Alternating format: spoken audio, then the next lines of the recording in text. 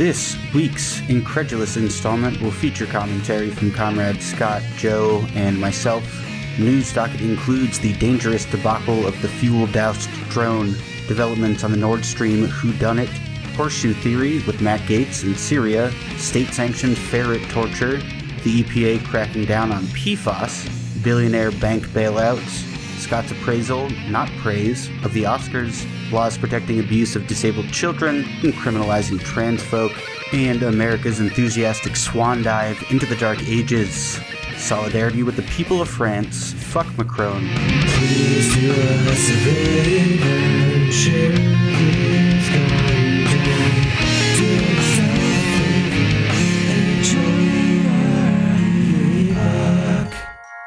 With a newly appointed CEO, a new name, and a takeover by federal regulators, Silicon Valley Bridge Bank has this message for its customers. Come back! Come back! Come back!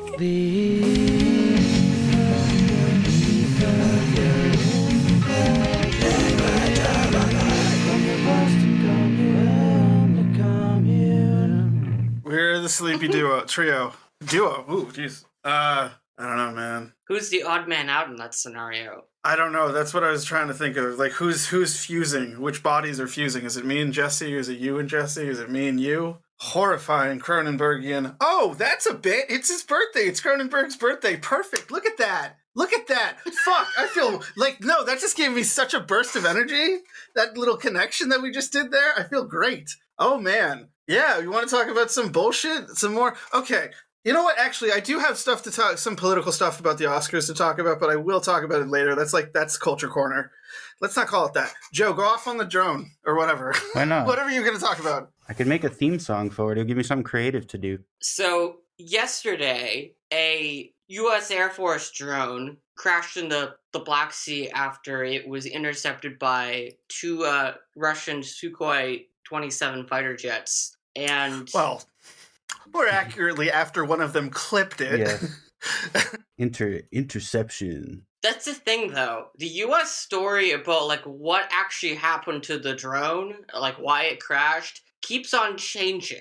So that means it was fucking an actual accident, and they're just trying to create a narrative out of it. Okay. I'm more inclined to take the Russian assertion of what happened because they have been consistent about, like, what they claim the facts are. And the U.S. version of, like, what happens has gone from, like, something as absurd as somehow a fighter jet crashing into the propeller of a drone, like, why the fuck would a plane be that close, to now they're claiming that the jet flew over the drone and dropped fuel on it, and that's why it crashed, which is, that makes even less sense. Come on,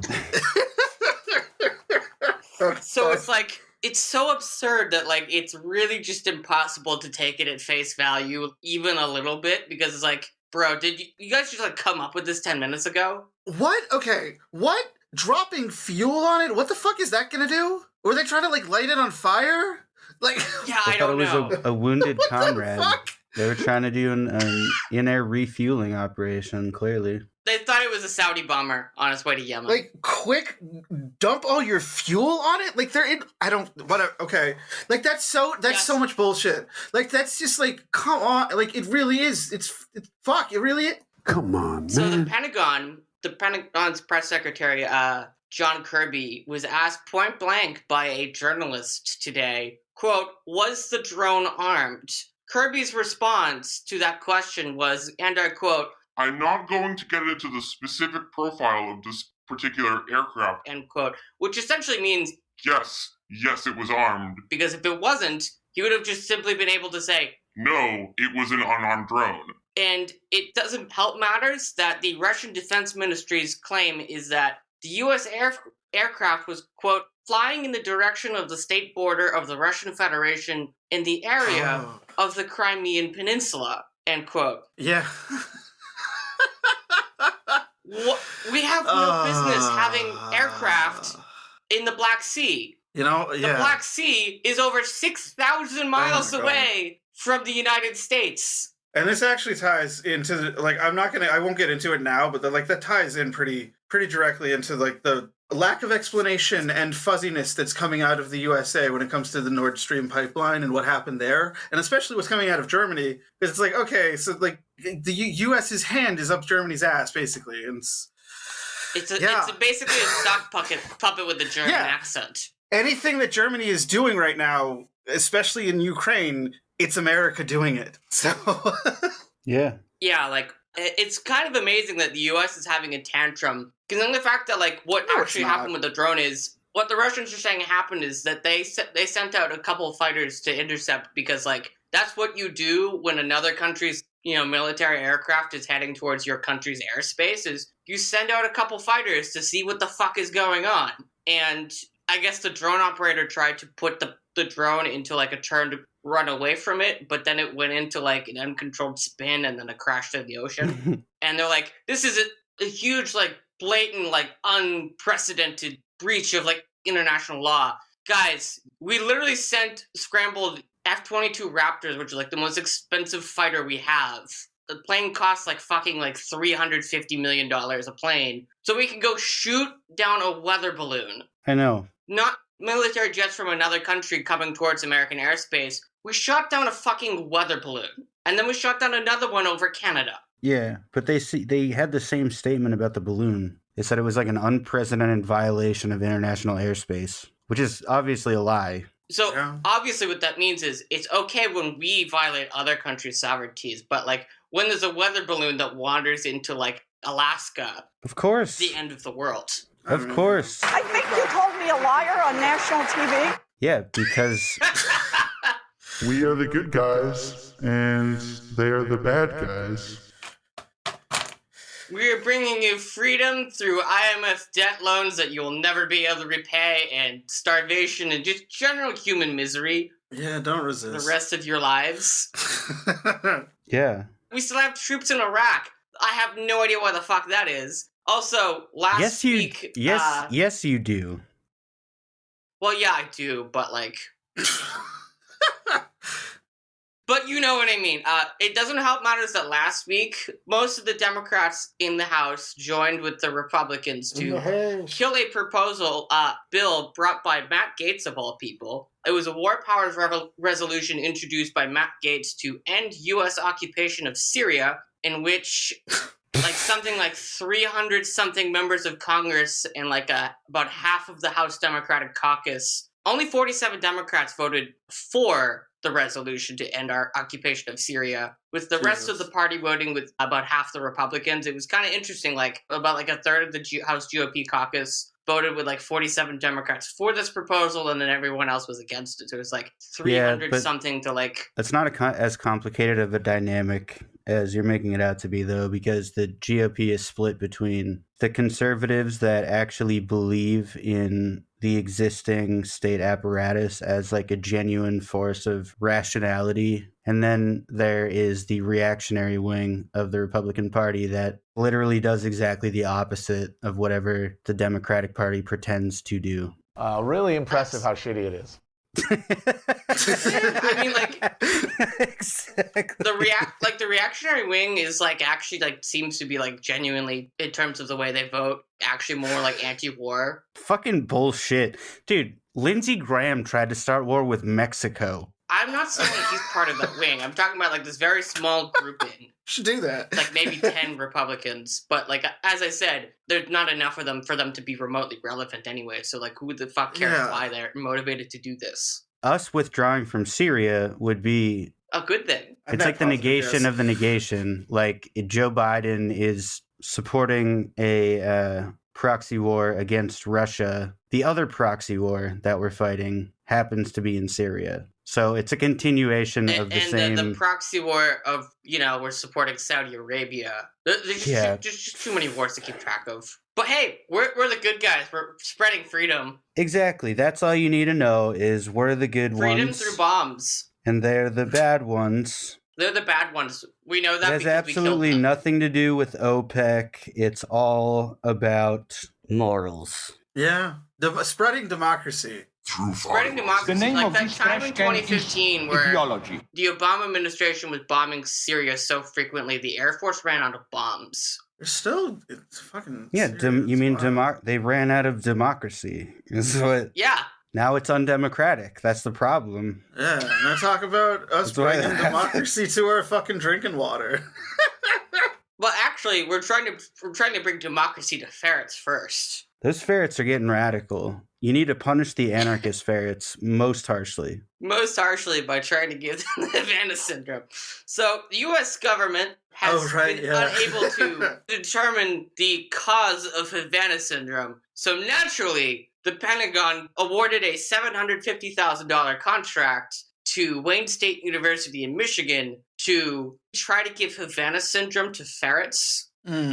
Ostensibly, it's so that we can figure out the cause for this bullshit medical disorder. And it's obviously bullshit because, like, the U.S. government actually funded free healthcare for all of these people who allegedly had Havana Syndrome. And we don't give healthcare to anybody. Disease. I think I brought this up when Havana Syndrome was new news and not... It's all psychosomatic, Jesus. Well, yeah, but I don't even think it's useful to talk about hypocrisy anymore, but I guess what is... Genuinely a funny statement, yeah. As is true of every accusation the United States makes of any foreign power, it's purely projection. The United States has been working on, like, sonar weapons and shit for a long time. There are police forces that have infrasound weapons. That was, like, the initial proposal, was that it was some kind of long-range, like, infrasound attack. Oh, yeah, that's what, yeah.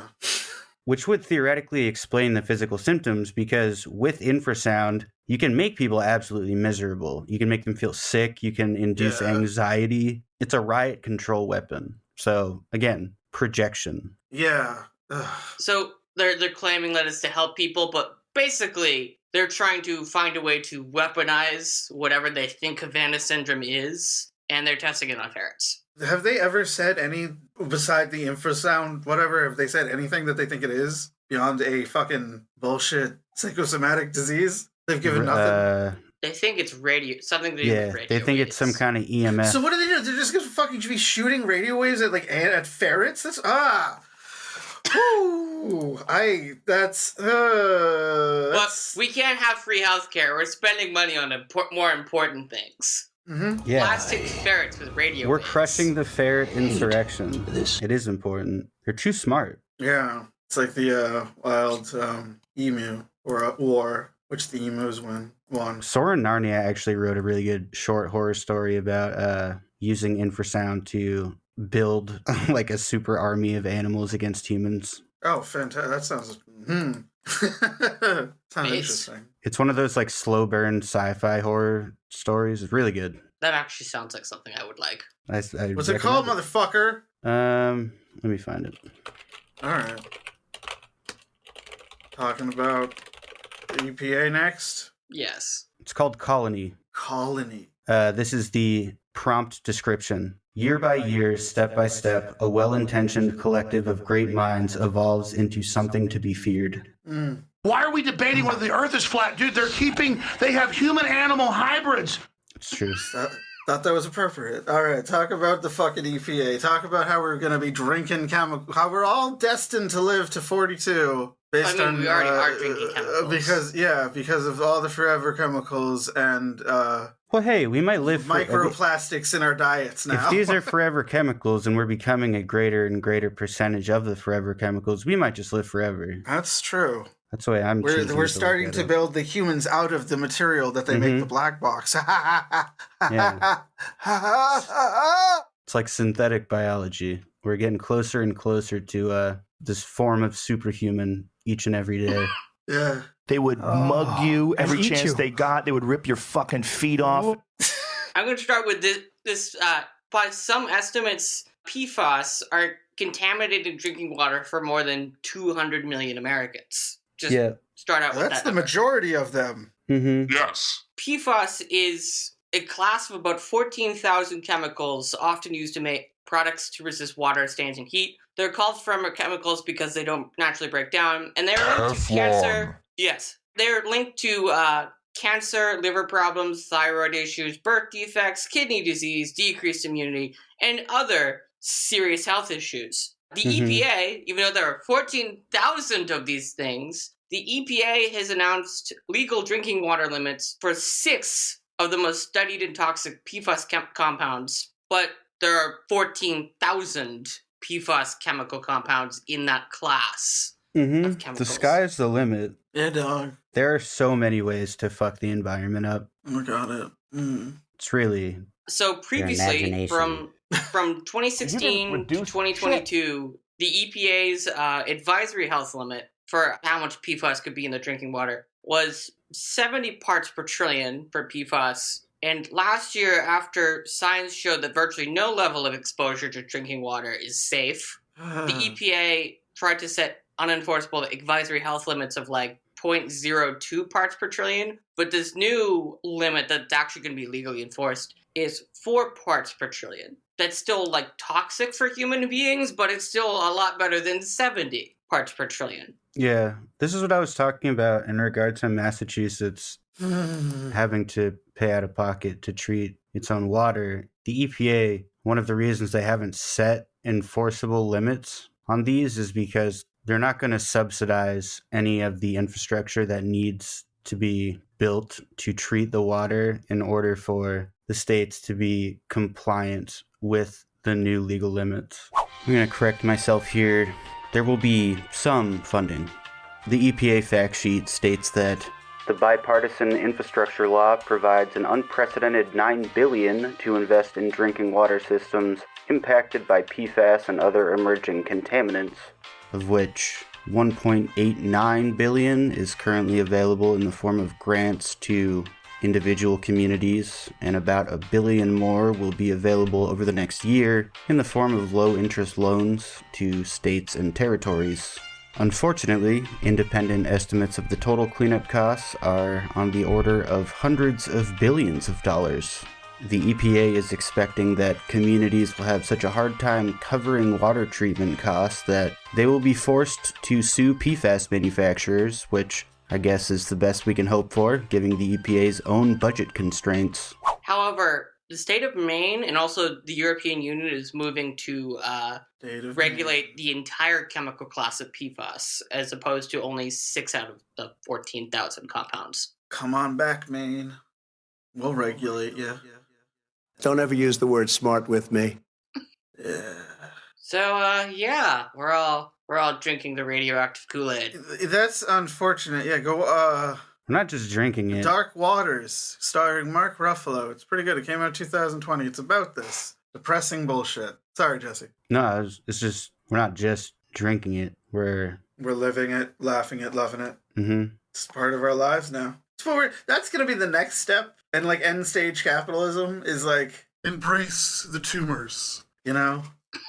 Like, are you alone? Are you alone at night? That's how they're going to do. They're going to be like, become best friends with the tumor growing out of your neck. Just like in Mad Max. It'll be like a campaign to like destigmatize the people who have like PFAS tumors, you know? Yeah, exactly. It'll be like a Keymore's funded public service public health announcement. That'll be like when the government had sweetheart deals with primetime shows to do like anti-drug episodes.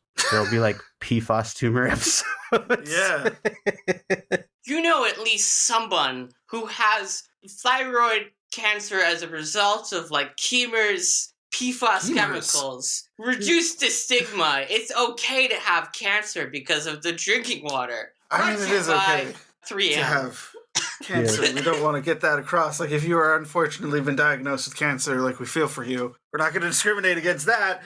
There was a period where that happened, and so let's not. No, we're just going to discriminate by basically making it so expensive that death is basically the only outcome, because you're either going to die from the cancer or you're going to die from, like, burning through every single last penny that you have trying to pay for the cancer treatment and then die anyways. Economic destitution in a system that demands you pay for food. It's not a good thing. Conservative pundits like to pretend that, like, soy milk is turning men into women, but, like... Well, that's true, though. These chemicals that interfere with hormones are actually going to influence... Yeah, they're actually changing our genetic the development of, like, the physiology of men, or biosex males. Maybe this is what Alex Jones was talking about when he said that the water's making the frogs gay. Yes, Alex Jones was right. Yes, he was. It was. We come full circle. Yes. Let's stop giving Alex. Anyways, no, you don't have to hand it to Alex the Nazis. Jones is based, okay? Alex Jones is based. He sells the Zapatista coffee. Viva la Revolution and the Zapatistas is as long as you can maintain your autonomy, I support that. So hey, at least Alex Jones is doing a little bit of good. You know, again, you don't have to give it to him. You don't have to give it to the Nazis or ISIS or Alex Jones. Won't give it to Alex Jones. All right. Are we talking about that big stupid bank now? I thought we'd talk about something slightly more depressing before we get to the Schadenfreude. There's nothing else on the list. Prop 22. Oh, is that a separate thing? Because it's on the same line. Things. This motherfucking chat. Okay. I am totally fine with having a brief episode for once because I am fucking tired. If we don't have a whole lot to go over, that's okay. No, I'm fine with that too. We love you listeners, but... We sleepy boys. Yeah. I just did some physically demanding praxis in the cold. I'm very grateful to have somewhere warm to be, but it's also lulling me to sleep. Oh, that's kind of cute, though. Really is. What did you say? It's kind of cute? I said it's kind of cute, though, you know? All right, so what is Prop 20? Oh, the fucking...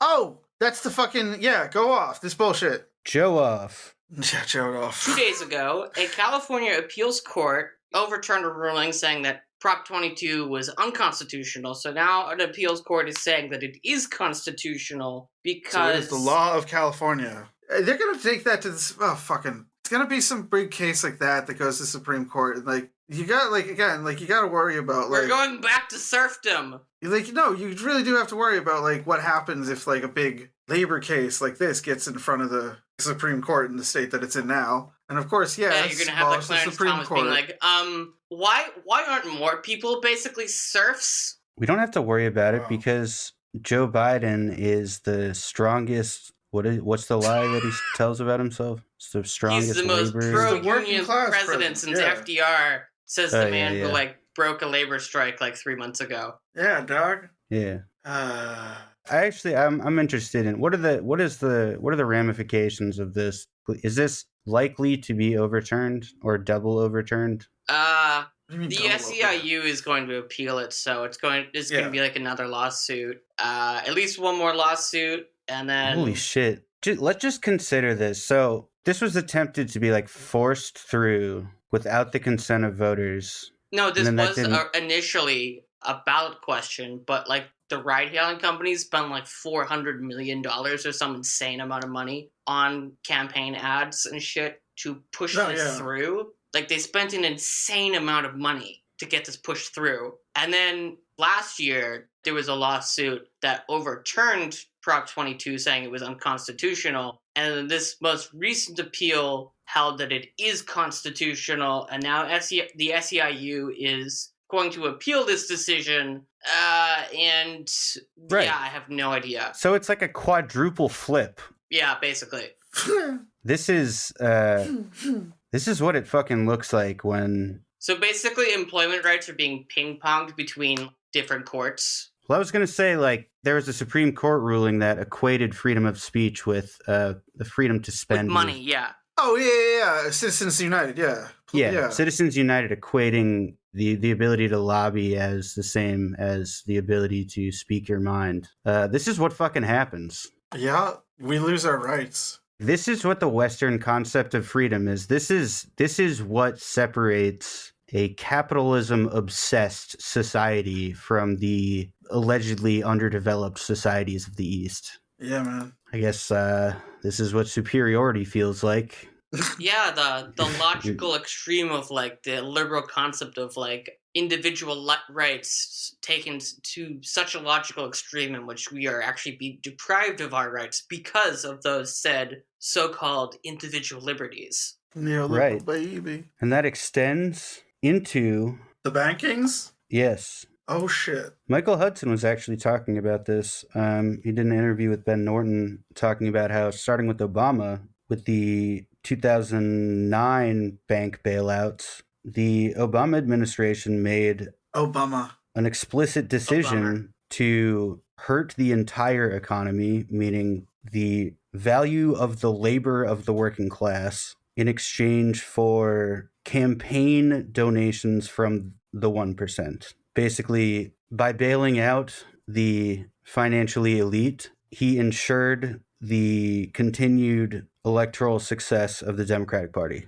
And in the process, 10 million people were evicted from their homes because he needed to do a favor to Citibank. And that's just in the United States. Because of the dollar hegemony, which has been, as of late, slowly being chipped away, this hurt the entire planet economically. Oh, yeah. Which has very severe material consequences. Like, money is fake, but people still work for it. So...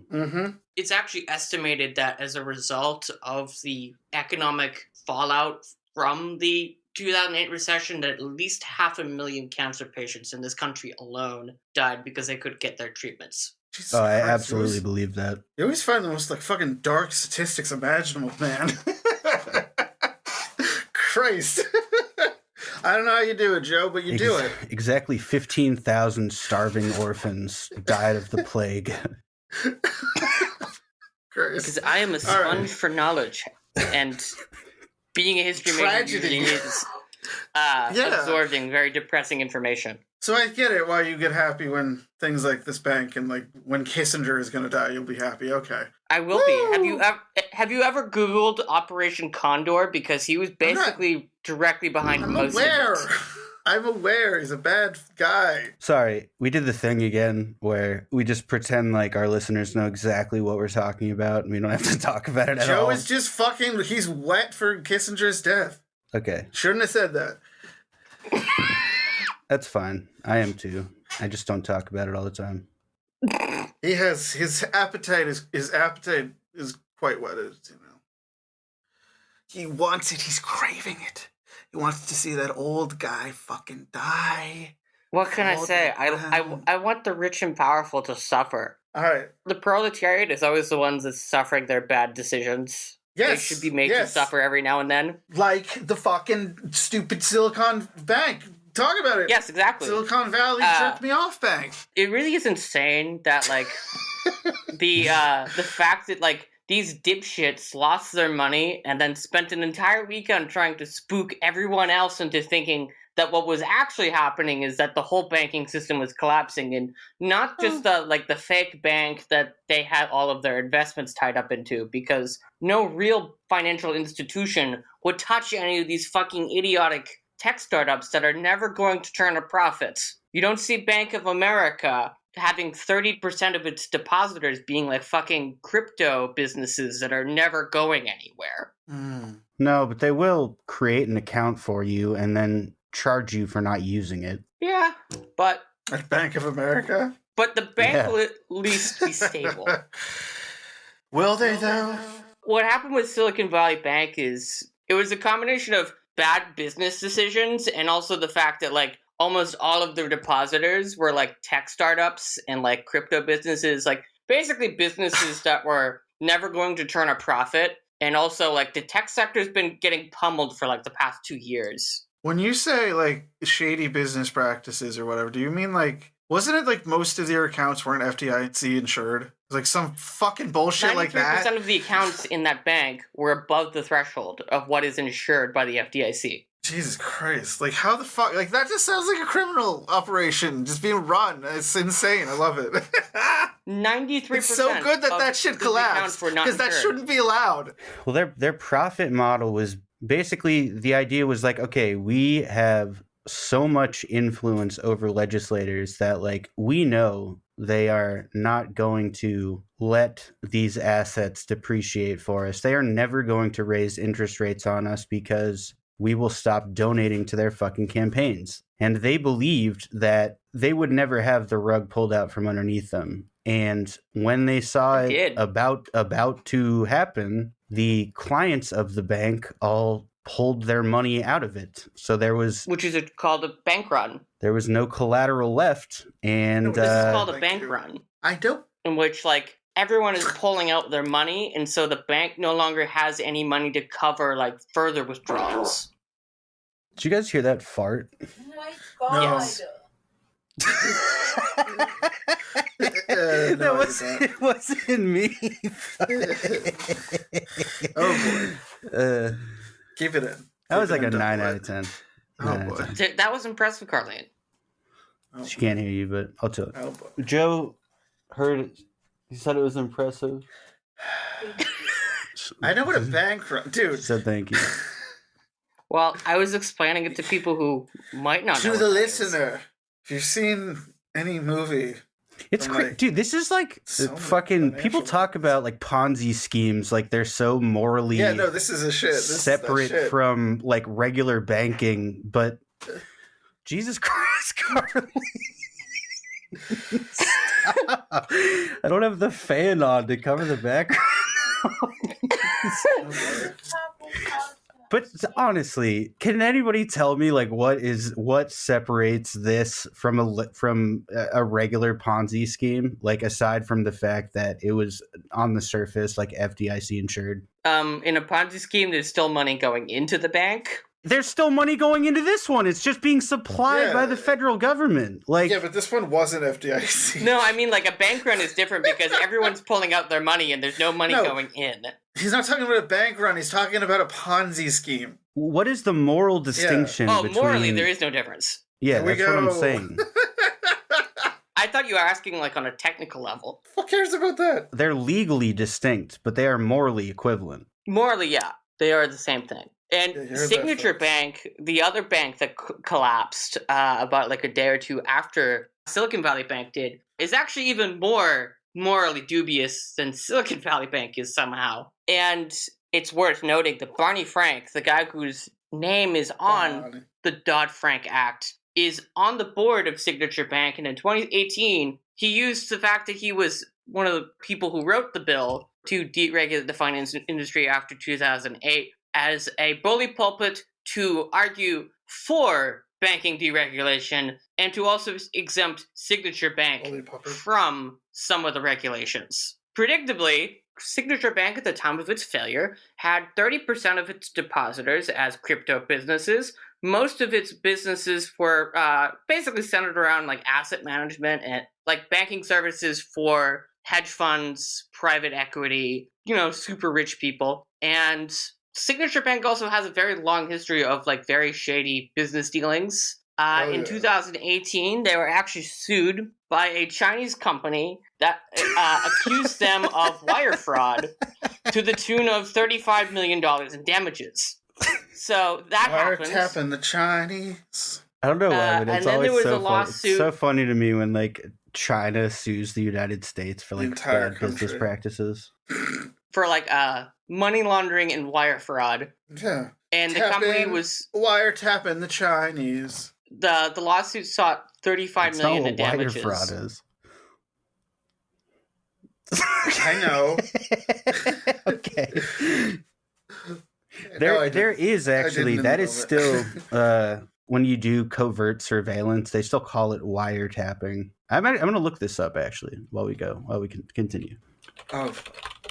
But Signature Bank also got into trouble over a few years ago. Got they were in a little trouble. They were the bank that like some like landlords in New York used who were like exploiting their tenants or whatever. And the tenants made you don't say. The tenants pushed back on them and made them look really bad in public. So Signature Bank has a history of being like very shady to begin with. So it's not really surprising that they collapsed. So this whole thing, I've been saying this for about a year now, a year or two, talking about how the Federal Reserve's like interest rate campaign is going to kill a bunch of these kind of companies because like you can be a genius billionaire when the Fed is giving out 0 interest rate loans, but when the Fed starts raising interest rates, all of these zombie corporations are going to start going under because a zombie corporation, its survival is contingent on its ability to secure more loans to pay down the debt that they already can't afford to pay back because the total debt they hold surpasses the amount of assets they have. And so they have to keep on trying to take out loans to pay down the loans, to take out more loans to pay back those loans. And so when you start raising interest rates and it becomes more expensive to borrow money, institutions like this are going to collapse because they're basically just existing through creative accounting. So banks like Silicon Valley are going to collapse, or Signature Bank. Credit Suisse, which is one of the biggest banks in Switzerland, and it has a very long history of a lot of illegal financial practices.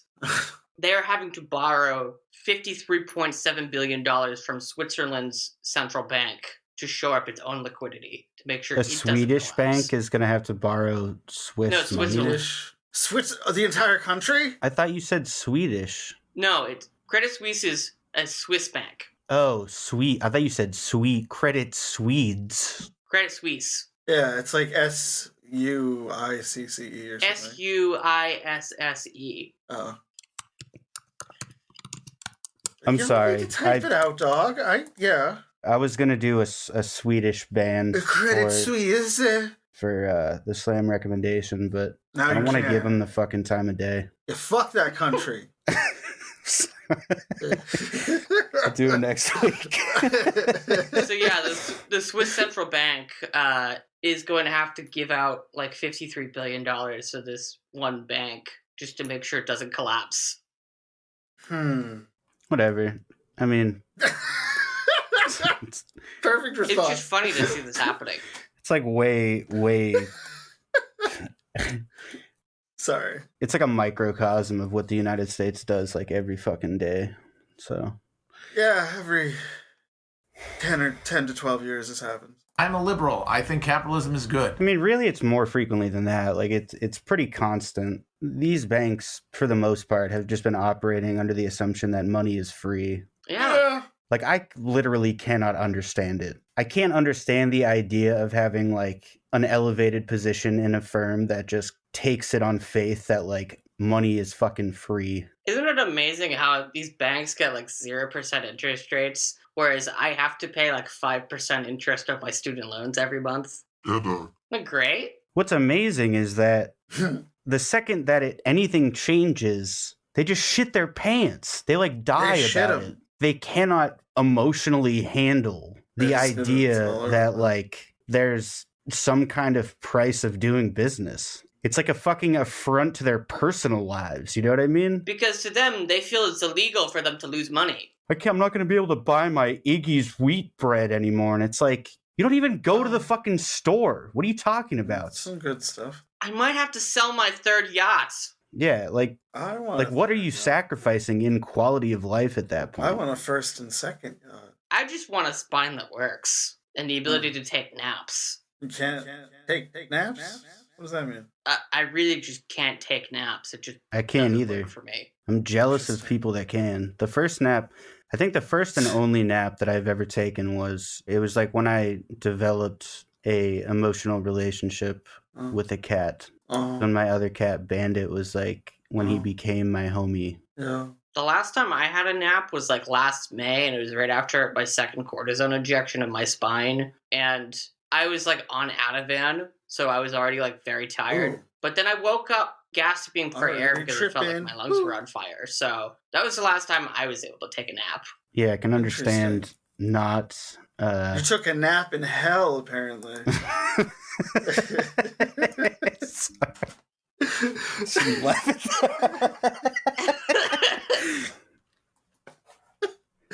Oh, God.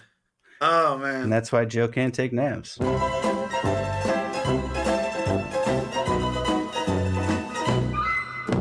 I used to take naps a lot more, and now I understand. That's the fucked up thing. Being an adult, it's like if you take a nap, your brain just defaults to guilt. Like, I'm not being, financially productive right now. That's just some American bullshit. So again, it's just get that out of there. It is. It's like cultural. Feel bad cultural anytime cancer. we aren't like trying to generate like labor Get out your value. brain. It's a sickness, yo. This is the sickness we live with in the United States. We are taught to punish ourselves for not upholding the principles of capitalism at our own expense. Not to get mad at ourselves if we don't put in enough hours at the dick sucking factory. The dick Who needs a bots to crack the A whip real when we can thing, just do according it for to Jordan ourselves? Peterson. Wait, really? Yeah, he posted some like fetish porn thing about like there being like a dick sucking factory in China or whatever. He was like, "This is the future we are doomed to." Oh yeah, the video, like the end, the video. It's obviously like the mistress is like has the two guys hooked up to the machine that's just like endlessly sucking them off. Yeah, It's a dick-sucking factory. Yeah. The chaos egg. All right. Speaking of fucking sucking off a tube through a tube, I don't know. It didn't work. The Nord Stream pipeline was blowed up in 2022, September of 2022. And what the Nord Stream pipeline is, it's a natural gas pipeline that spreads natural gas throughout Europe, through the Baltic Sea. It goes to Ukraine and Russia and all this, And basically, it's starting to look like what happened is either, as we were alluding to earlier, either the Germans blew it up on the behalf of America to get back at Russia, or the Ukrainians blew it up on the behalf of America to get at Russia. So it's one of those two. If this was Germany's doing, that just doesn't make any fucking sense to me. I'm not gonna lie. There's no way that Germany would have done this without America's approval. Well, of course, but no, that's why I do believe, I think Ukrainian forces might have been responsible for it. But obviously, America did it.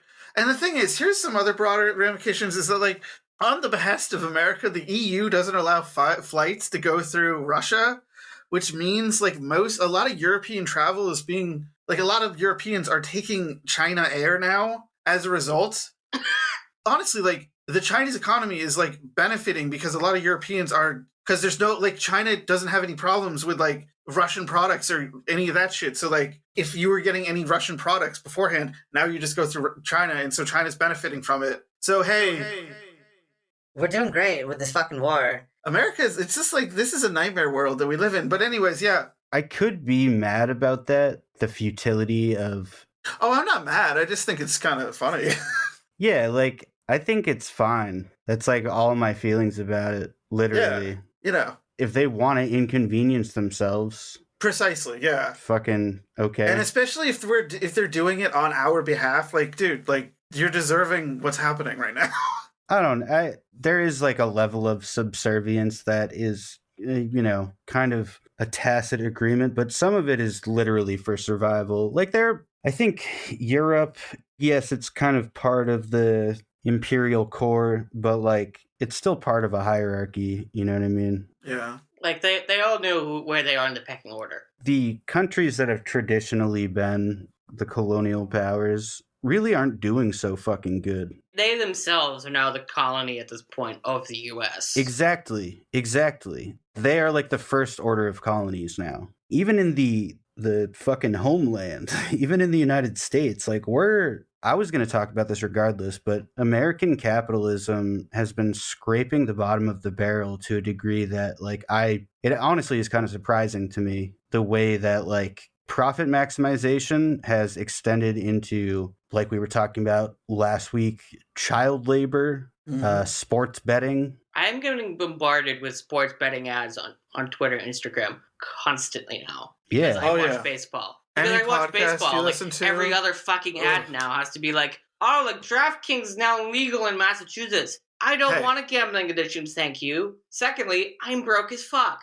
Wrong person. Yeah, but if we allowed those automated ads on this show, that's basically what they would be. That's what would be playing. Oh, yeah. Yeah. I am very morally gray on online sports betting, so.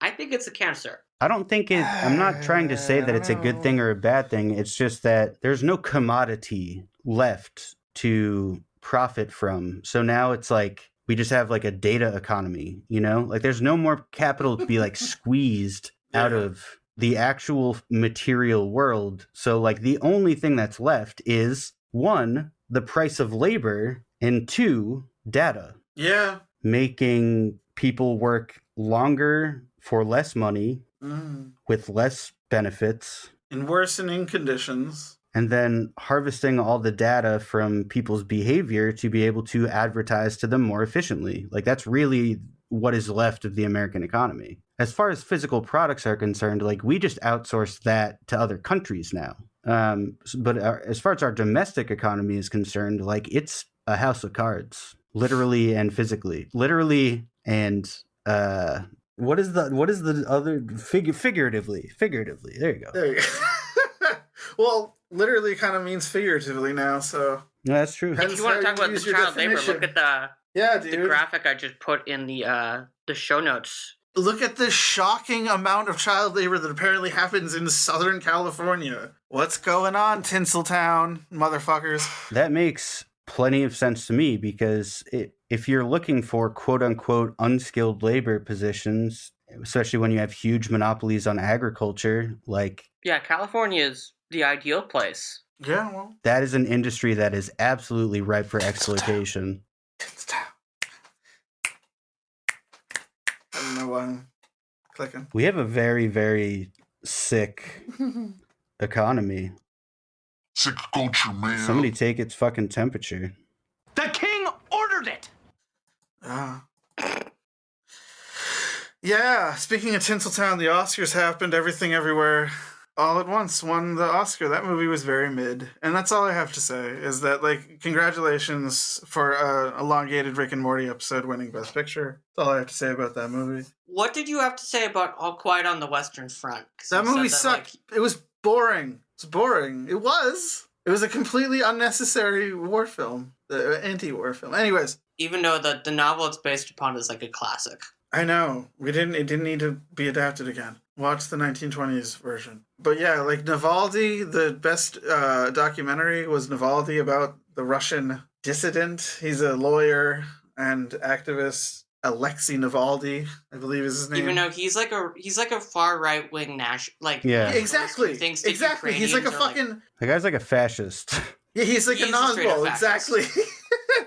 The director like pushes back against that shit like a little bit in the movie, but then the rest of it, it's just like, I'm like, dude, like, what the fuck? Like, this guy isn't better than Putin. It's just like, it's the same fucking thing with Zelensky. It's just like, okay, so like, you're choosing one authoritarian piece of shit over another one. Why? Like, what the fuck? Like, they're both bad. Like, you shouldn't be supporting either side. So yeah, the movie was bad. It's boring. It ended, and I was just like, okay, who cares? Like Joe and Jesse said, he's a fucking fascist, so who cares? He has literally gone on the record several times to say that he believes that Ukrainians are like subhuman. Oh, that's great. So like, he's actually worse than Putin on that front, actually. So the war probably wouldn't end. Anyways. So yeah, speaking about fucked up shit, this trend, Oklahoma, they were trying to repeal this law that's on the books where basically you can use corporal punishment towards disabled children, which is a kind of a recent law, and they were trying to get it out of there. And it's just part of a recent trend, and Joe brought this to my attention, the Tennessee thing. What exactly was going on in Tennessee? Tennessee, like a couple weeks ago, essentially passed a bill into law that basically makes it illegal to be trans in public. All right, folks. I get it. In the sense that, like, I get the notion, like, what I'm trying to say is I get the notion of transphobia. I'm trying to understand how the fuck is this all going to work in practice? Are we, like, going to check people when they enter buildings and shit? Like, what the fuck are you talking about? What the fuck? I don't understand. Like, what the fuck are you talking about? Like, how can you determine, like, what the fuck? I don't understand. So Show basically, me your genitals. Show me your genitalia. Your genitalia. And the insane thing about this Tennessee bill is, like, the second offense for breaking this is I don't care felony. About your master's degree. And the third offense for this new Tennessee law is prison. What the fuck? No, seriously, how do they fucking check this shit? Like, so basically, they're basically talking about, like, checkpoints. Like what the fuck? Like, that's, like, I don't know what to say. That's some fucking, like, dystopian bullshit. Like, I am looking it up. First of all, isn't, like, okay. Yeah, I'm not... Invasion of privacy, to begin with. What the fuck? Where does that factor into this? Isn't that in the Constitution? Isn't this an unconstitutional... I'm so fucking confused. This is what states' rights is gonna get us if we fucking ever go back to that shit. That's what the new fight's gonna be. It's gonna, like, if there's ever some, like, legitimate call for states' rights again, it's gonna be fucking not only, like, slavery and but it's the ability to, like, just fucking, like, not, like, treat trans people as legitimate human beings and just, like, fucking dispose of them in a, like, the least ethical way imaginable. That's not the way we should be treating any human being. God damn it. No human being is illegal. Fuck. Yeah, like, someone else talk. Excluding the UK, Europe is looking at the United States with absolute disgust right now. Yeah, I get very upset about this. The way that conservative legislators have tried to weaponize school boards against queer and So trans kids. It's another moment like when the Nazis looked at our like slavery policy and was like, that's a little yikes. Our race policies. I found the thing on the Tennessee law. So, quote, the word drag does not appear in the Tennessee bill. Instead, it changes the definition of adult cabaret in Tennessee's law to mean, quote, adult-oriented performances that are harmful to minors, end quote. And it also says that male or female impersonators now fall under adult cabaret among topless dancers, go-go dancers, exotic dancers, and strippers. Okay, so half of those aren't actually what is happening at a drag show, so you can count half of those out immediately.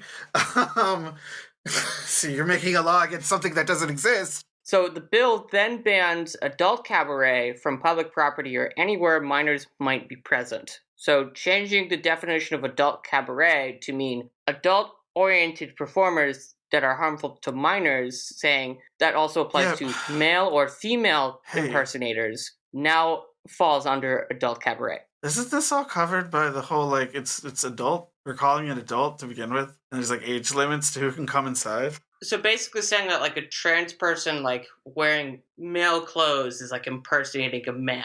I don't want to begin with that fucking on one level, language. I don't want to, like, engage with this because it's so fucking stupid. Yeah. Like, with that logic, the fucking Ronald McDonald would be, like, should be in prison. You know what I mean? Yeah, Halloween should be a fun time for the police then, you know? Exactly. Like, it literally doesn't make any sense. It doesn't. There's no way that I could wrap my head around this to pretend that it is consistent in any way with any existing law, principle, ideology, anything. It just doesn't make any fucking sense, period. And this is, like, the logic of this, like, backslide in this country. Or maybe it's always been persistent, that, like, the mindset that, like, there is this, like, fucking freak cabal out there of people who are trying to, like, sexually exploit and manipulate children, like, it does exist, but it's, like, in front of us, and it's fucking, like, reactionaries and these fucking, like, anti-trans freaks. Yeah, it's very disturbing. It's Christian fascism, is what it is. We gotta get rid of that shit. Yeah. Said it before, I'll say it again. Going back to Europe, though, the impact of this legislation, it's almost like laser focused on children in a really bizarre way. Yep.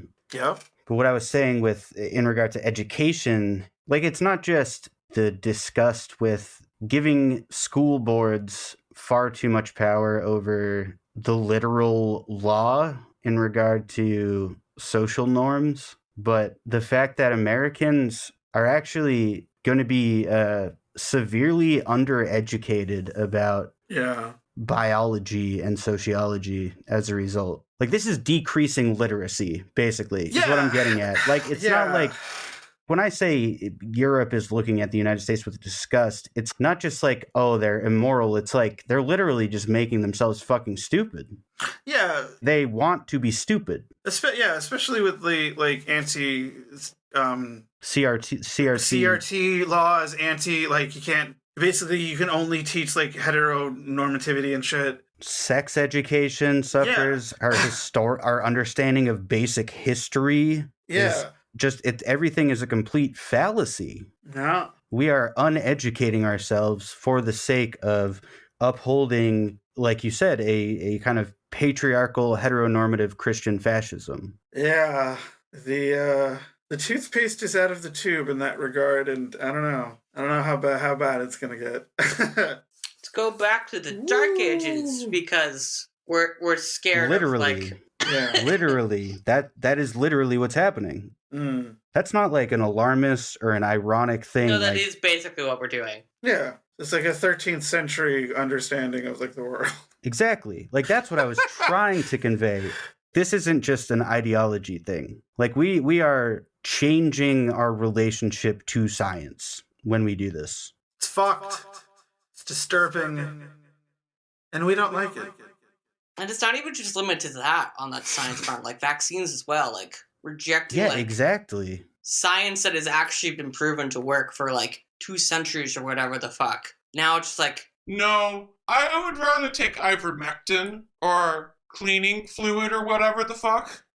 Truly, 1 million people died of COVID in the United States. I don't know how many of those deaths were due to ignorance about vaccines and intentionally disregarding CDC recommendations and shit like that. But like the implications are, I don't even know how to talk about. I really don't know how to talk about this because it's like a pretty much inconceivable amount of damage that has nothing to do with like progressivism. Like it's literally just people are gonna fucking die and they're not gonna understand the world in a very insane way. I don't know what's more insane, that we're going backwards or this is like completely self-inflicted. Well, yeah, and it's based on like fucking like half-truths and like paranoias. But anyways, breaking news. Sorry to interrupt folks, but Switzerland's central bank will loan Credit Suisse more than, guess the number. 53.7 billion.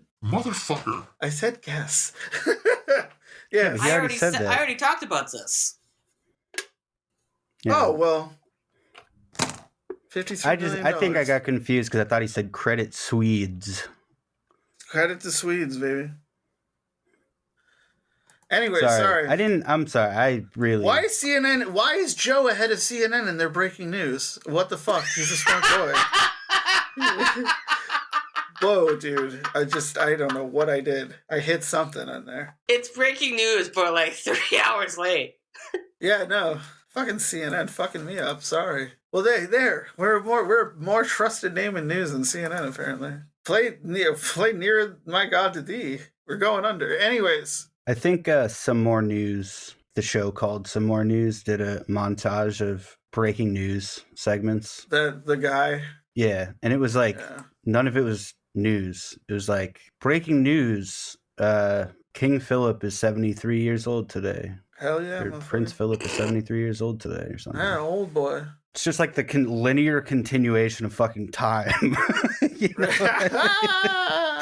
the best example that I can think of is like after Queen Elizabeth died, it's like day 7 of like watching like the funeral procession or whatever the fuck. It's like, she died a week ago. It's not news anymore. I don't know if you're. We needed a time to mourn, and it needed to be longer than 7 days. So if you're like a nationalistic Brit, then it is breaking news. It's heartbreaking news every day. But like it was like I think it was like MSNBC or whatever. It was like breaking news: Queen Elizabeth's dead. It's like she died a week ago. It's not news anymore. I'm sorry. I take full responsibility for making it not obvious enough that was a joke because it was the worst pun I've ever made.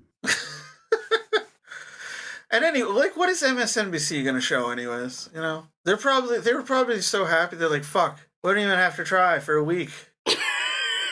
You know? Honestly, yeah, basically.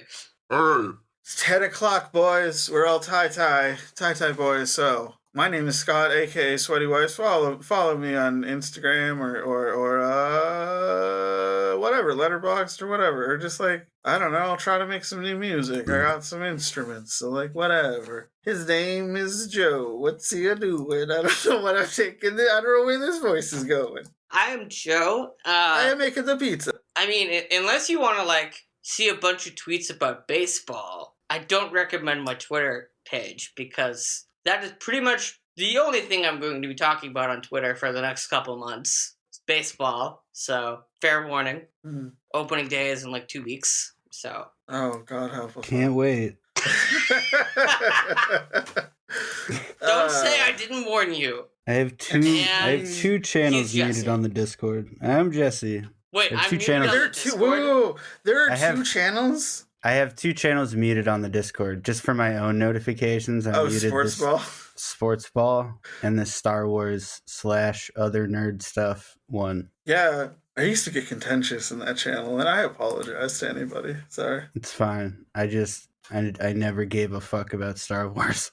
Although, I have to say, I did have The Empire Strikes Back on VHS growing up, so I probably watched that one in particular like 10 times. But aside from that, I don't miss it. I'll say that. All right, Andrew Tate. All right, and I'm Jesse, and you can find my music on SoundCloud.com/ContingenceBoston, Contingence Boston. I haven't put anything out in a while. Maybe if Scott starts making some music, we can collab again, because that was like really when fun. I get like MIDI adapters and shit. Oh, hell yeah. Yeah. What I'll say is donate to Warm Up Boston. I think their handle on like all the Venmo and Cash App and PayPal is Warm Up Boston. So just fucking donate to them. We do some really solid shit. It's a good cause, folks. Hell yeah. It's a good cause. And I have a slam recommendation. There we go. Your slam recommendation is...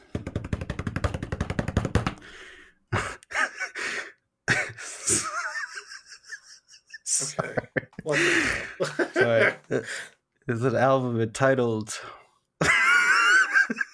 What the fuck, dude? Sorry. It's an album entitled Herbarium. I usually just like, okay, I get the point. Yeah. What if everyone's a robot? Yeah. Herbarium with grotesque necrotic malformations.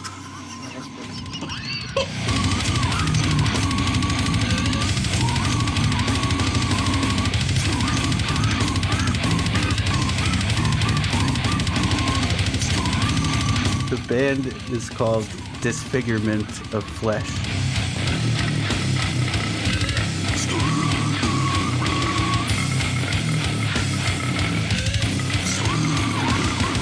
And they are from the Chelyabinsk Oblast, Russia.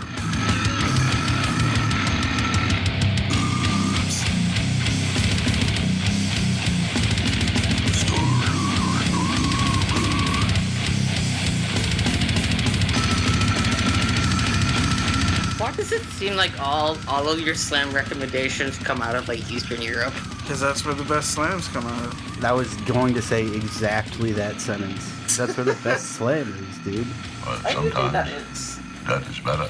Because they face like real, just punishing conditions and their lifestyles and I don't know, man. Brought to you by America, spreading freedom and economic austerity everywhere.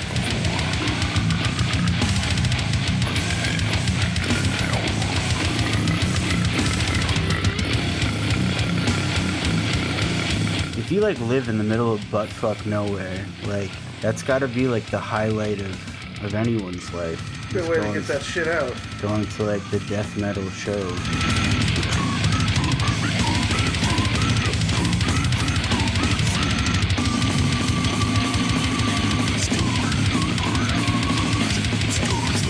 Hi, honey. I'm home. Let's get ready for the death metal show. Okay. Feels like something Gothic would say.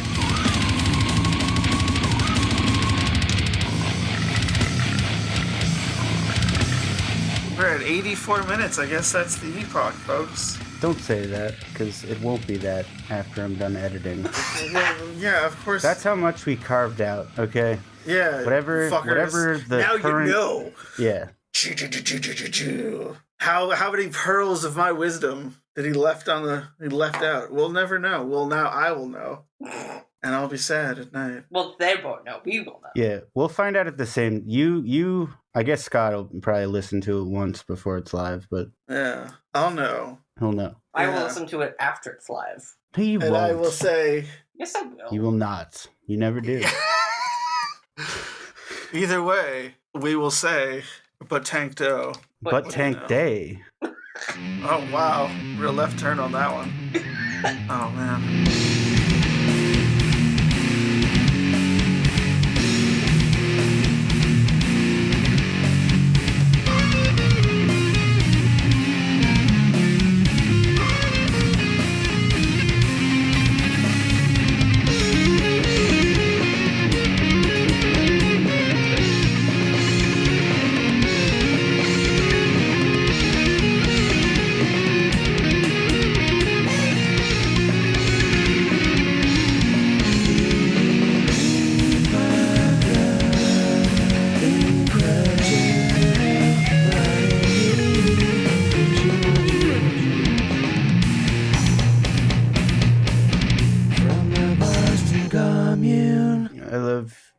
Love you.